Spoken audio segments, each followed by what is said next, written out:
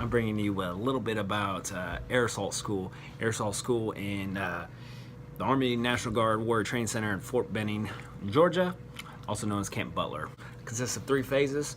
First phase being air assault operations, second phase being load operations, looking down at paper, just so you know, so I'm making sure I'm giving you accurate information. And third is your rappelling phase. So you have 3 phases, roughly 3 days each, 12 days total. First day is in processing. Second day is 0 day, which is the one that everybody talks about being difficult. 0 day consists of a 2-mile run at 18 minutes or less. You have an obstacle course.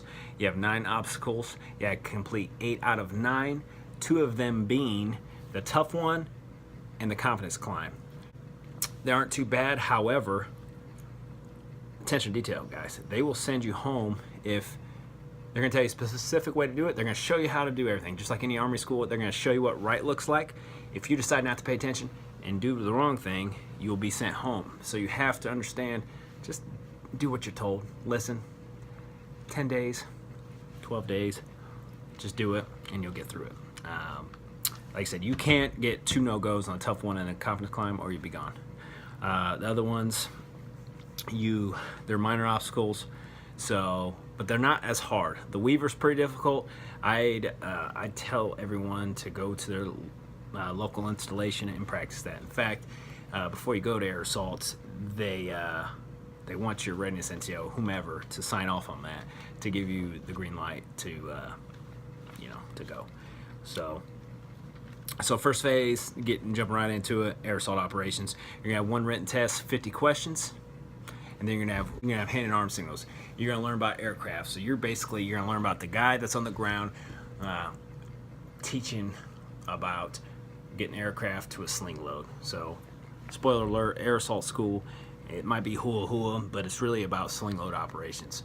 They're teaching you how to go to your unit and be able to ground an aircraft, tell them whether to go left or right, up and down, and communicate with the aircraft, and also to be able to inspect and prepare a sling load so a helicopter can, carry a Humvee somewhere or whatever it may be. So, like I said, you have written test, 50 questions, pay attention. They'll give you a little advanced sheet, they call it, which is basically notes outline, fill in the blank type of stuff.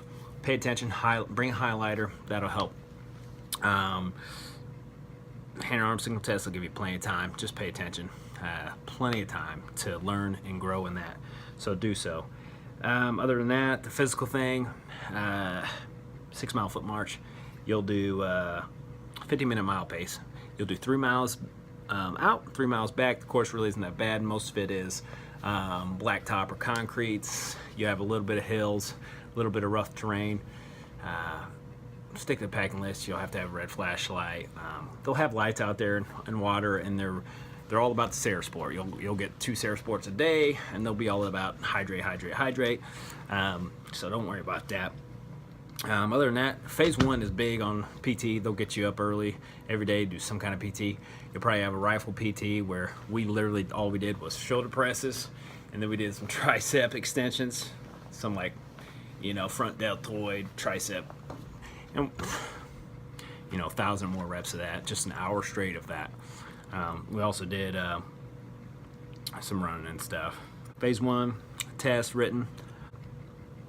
And then your hand and arm signal, 6-mile foot march, too easy. Second phase, where a lot of people go home, is just sling load operations. By far my favorite phase. I think it was pretty fun to me. Basically, you'll be tested over 4 pieces of equipment. You'll have the 1097 Humvee. You'll have, the A22 cargo bag, the 5K cargo net, and the M1101 utility trailer. Those would be the 4 that you'll have to go through. You'll have 2 minutes per piece of equipment to find 3 out of 4 deficiencies. I got 4 out of 4 on each. Not to say to brag, it wasn't easy, but I was able to do it. So in my opinion, anybody can do it. You just have to be focused and pay attention to that. So A22 cargo bag is what gets everybody. It's because there's a lot of straps. Don't get wrapped around the weeds. Understand how it works. Understand how each piece of equipment works and the fundamentals of it. Understand the weight they can carry, what pieces of equipment need to be there in order for it to be successful, to fly successfully, and you'll be fine. You'll be able to notice the deficiencies like that. So they'll try to trick you on little things, but just pay attention. They're going to teach you. They're going to run through everything. You're going to go through every possible deficiency that you could see. So be confident when you go test that you'll be fine. It's pretty nonchalant. You'll be with one instructor. You go per equipment. They'll time you, and you'll deficiency. You don't have to say anything else. Just say deficiency, and you move on. So that's your handwritten test. That's what sends a lot of people home. A lot of people are tripping about that. Just be confident. Trust the process. All right. They'll give you plenty of time. You'll have commander's time at night to do it, which means it's just time that you don't have to be there, but you can be out in the field and kind of train on that. You also have the 50 question multiple choice test. I think it was probably easier than the phase 1. Sling load stuff, so you're going to know more about what weights, how many chain links are on what sling legs, stuff like that. It all makes sense when you get into the book, phase 2, and learn about these things. Like I said, trust the process. That's the biggest thing in this. Trust the process, and they'll teach you what you need to know, plain and simple.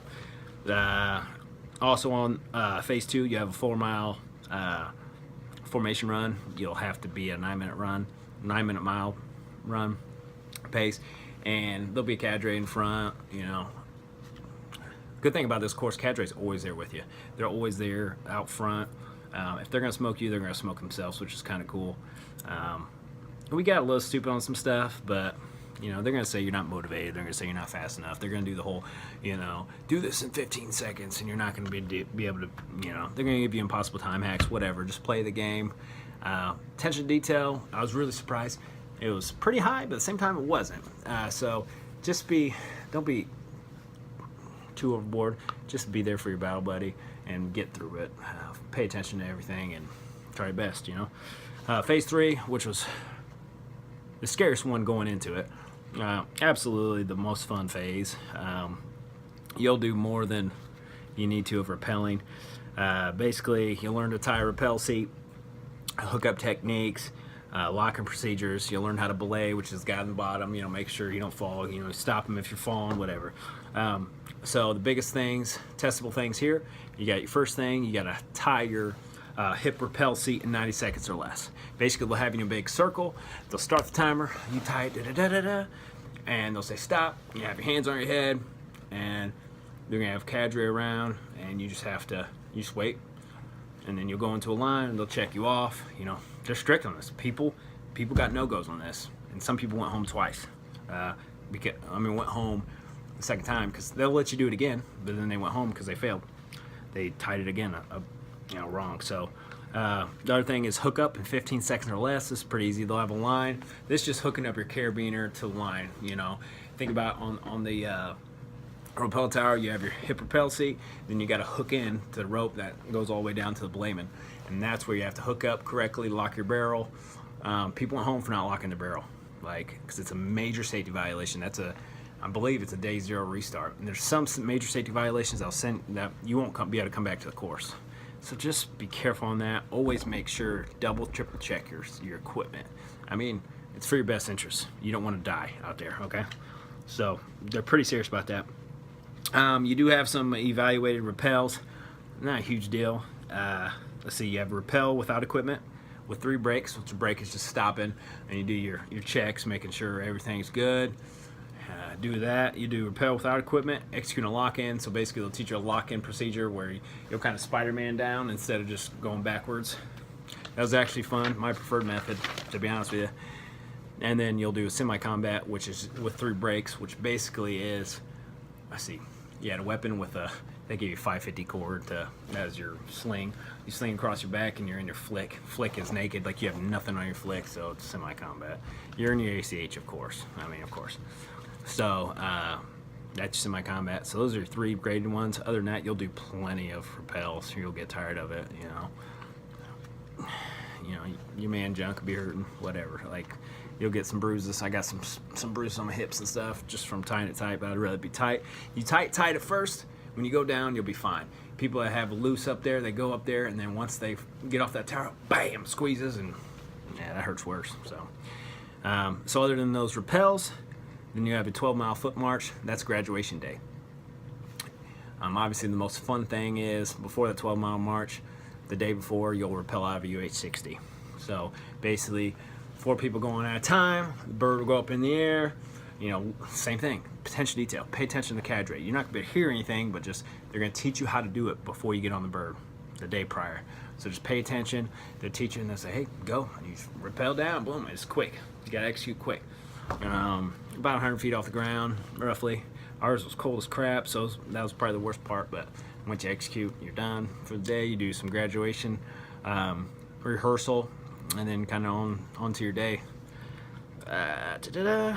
So that's about it, and then you graduate. So getting on to the things that I think that I wish people would have told me. You're going to in-process the day you get there.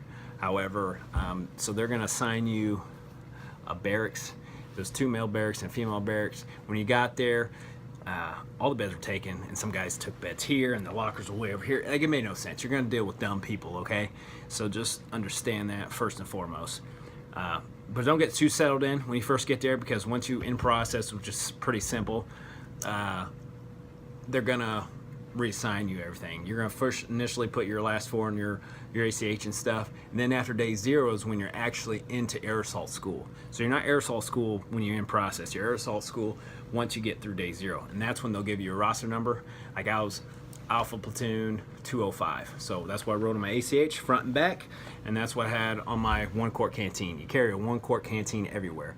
Big thing I was worried about is if there was any water, you know, they could shake it and there was water missing, they would throw it or do whatever or smoke it. They don't care. They just want you to drink your water, stay hydrated. Wish people would have told me that, because I was scared to death of that. Nobody wore their camelbacks, even though they said you could. Don't worry about that. Just have your camelback. Always have your Sarah Sport on you. Eat your food. Basically, you should have hot chow almost every morning, except, you know, certain times, and then you'll have MRE for lunch, and then hot chow at night. I believe we always had hot chow at night. So long lines, it's kind of lame, but you just eat at your CTA, which is just a little hut with concrete, but it really wasn't so bad. Like, it's right outside your barracks, it's pretty close. You're in an enclosed confinement area. This is where RTAC goes on, this is where air assault goes on, Pathfinder. So you have your little Camp Butler loop, you know, that's where you run your 2 miles, that's where, you know, you'll do your PT sessions, all that jazz. So, and other than that, everything's there. Your rappel tower's there. That's where you do your sling load stuff, obstacle course, everything's within distance. You'll double time everywhere, say air assault, air assault, air assault, air assault, air assault, air assault, air assault, every time, every left foot, and they'll smoke you for not being motivated, because undoubtedly, like, people aren't going to say it, and people aren't going to sound off, and cadre is going to get mad. Most cadre are E5s, there's some E6s, so it's kind of weird. We had majors there. We had majors. We didn't have any E9s, but we had a lot of E8s. So, yeah, Ranger Tab, you have guys that, I mean, went to all kinds of schools there. So, there's the best of the best, and there's also people that kind of, you know, shouldn't have been there, and those people that graduated that have wings now that didn't necessarily, in my opinion, you know, hold up to the stereotype, I guess. But those Ranger Tab guys that went home, there's people that went home because of safety violations or whatever. Usually it wasn't something physical, but that's just the attention to detail. Another thing is bring your own linen, bring headphones, bring stuff like that. I didn't bring headphones. A couple guys brought the little, you know, field little seats, little canvas seats you sit on, because if you don't bring that, you're gonna sit on your butt on the hill, or you're gonna sit on a concrete slab, you know, just uncomfortable eating chow, and you might as well just bring something like that, because you'll have time to do that. You're not supposed to bring any supplements or anything. I know people that did. I'm not saying you can or can't, but I'm just saying they don't go in and check your barracks or anything. Always be wary. They can always do an inspection. So I wouldn't say do anything crazy, but just be wary of that. Bring electric razor. I wish I would have. I thought you couldn't. Bring electric razor. Bring your headphones. Bring extension cord, because there's only so many outlets, and a lot of people are charging the phones on the corners of the barracks. There's like, you know, 150 beds, you know, bunk beds all crammed in, and you'll have, like, I mean, you'll be squeezed in there. There's no hand sanitizer, so bring hand sanitizer. It was not clean. There was like 6 poopers, and there was like 5 urinals, and like 2 working washers and 3 working dry. Like, it was ridiculous. Like, not enough stuff for everybody. So just understand time management. And I encourage everybody to bring enough that you don't have to do laundry. Okay, bring enough shirts, socks, and stuff to not do it again, not do laundry. Okay, time out your stuff correctly. A lot of people shaving stuff in the evening. I'm not gonna say whether you can or can't, but I'm saying they didn't really check. Oh, we didn't shave this morning. No, they didn't care about it. So you have plenty of time to shower at night. Usually, another thing is just take advantage of time and people around you to train and to talk about stuff, to communicate with one another, and it's all about helping one another. They don't do blood wings anymore, so understand that they'll just nicely give you a nice little silver one. They don't give you a OCP one, so I obviously got mine sewn on, but you can buy one. They'll have guys there to sell you pictures. They'll have guys there to sell you aerosol shirts and stuff. I did buy an aerosol undershirt and a hoodie. I always usually buy a hoodie to work out in and whatnot. Another thing I would say and encourage is for the stuff that's on your packing list for your rucksack. So you're going to see something like this. You're going to see something like this on your welcome letter or whatnot. This is basically a layout. That's what needs to be in your rucksack at all times. Okay. Pack it the way you want to, but understand that when they have you do your layout and stuff, it doesn't look like this. Don't worry about that, okay? Worry about the content, okay? And it's gonna be in your handbook too. It's gonna be on the very back of what you need here. Everything's gonna be in here. So don't worry about how it looks. Understand about having it, because you'll be sent home. You'll complete a ruck march, and you don't have it. Like, see ya. You go into the house. So make sure you have all this stuff, and I advise you to have 2 of it. Okay, this stuff should stay in there. So that means that if you have a duty uniform, OCP or ACU, keep it in there. Have another one that you wear for activities during the day. Have 2 pair of your winter PTs. Have PTs in there, extra socks, extra reflective belt, all that stuff. Have that extra in your rucksack, because to go back and forth, that's just, to me, you're asking for problems. So I'd encourage you not to have that. You're gonna have inspectable items. You're gonna have your CAC card, obviously always on you, or CAC, whatever. And then they're gonna have a memorandum you have to have with you, and you're gonna have to have your airsoft book on you all times. They weren't super crazy about that. Always have a notebook, always have a pen. That's common sense, guys. Other than that, those are the biggest things I would say. Just be physically fit, be mentally agile, and pay attention to stuff. There's 3 phases. Day 0 is a little tough. You get a little beat up there, but it's nothing you can't handle. Just know how to climb a rope. The weaver's pretty tough, so practice that before you go. Sick call is only after hours, and they encourage you not to go sick call. So I want to go sick call unless you have to. Bring hand sanitizer, like I said. Like, the sanitary conditions were pretty bad, so you probably will get sick. I got sick there. I mean, no big deal. Just Charlie Mike. You'll get through it. So, and then you'll get your wings. So if you have any questions, like I said, contact me. It's kind of a new thing. I just want to inform you guys for Warrior Training Center, Fort Benning, Georgia, because a lot of people haven't talked about it. So I see other installations, people, going to airsoft school, but not here. So that's all I got. So if you have any questions, let me know, and I'll be happy to take care of you. See ya. Bye.